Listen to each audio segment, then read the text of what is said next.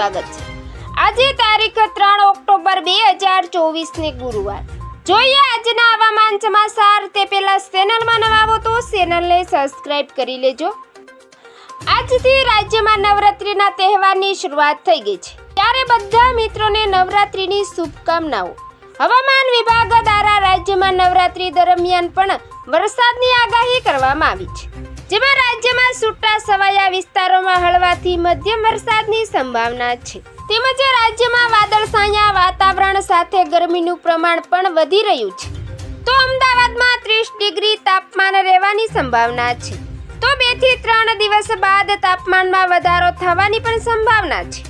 તેમજ હવામાન વિભાગે જણાવ્યું છે કે નવરાત્રી દરમિયાન સૌરાષ્ટ્રના દરિયાકાંઠાના વિસ્તારો જેમાં ભાવનગર, બોટાદ, ગીર સોમનાથ, અમરેલી, જૂનાગઢ, રાજકોટ અને પોરબંદરના વિસ્તારોમાં છૂટા છવાયા અમુક વિસ્તારોમાં હળવાથી મધ્યમ વરસાદની સંભાવના છે। તેમજ દક્ષિણ ગુજરાતના નર્મદા, સુરત, તાપી, ડાંગ, નવસારી, વલસાડ સહિતના છૂટા છવાયા વિસ્તારોમાં હળવાથી મધ્યમ વરસાદની સંભાવના છે।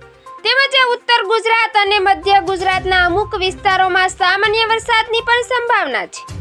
તેમજ આજે સુરત, ડાંગ, નર્મદા, તાપી, નવસારી, વલસાડના અમુક વિસ્તારોમાં છૂટા છવાયા વરસાદની ઝાપટાની સંભાવના છે।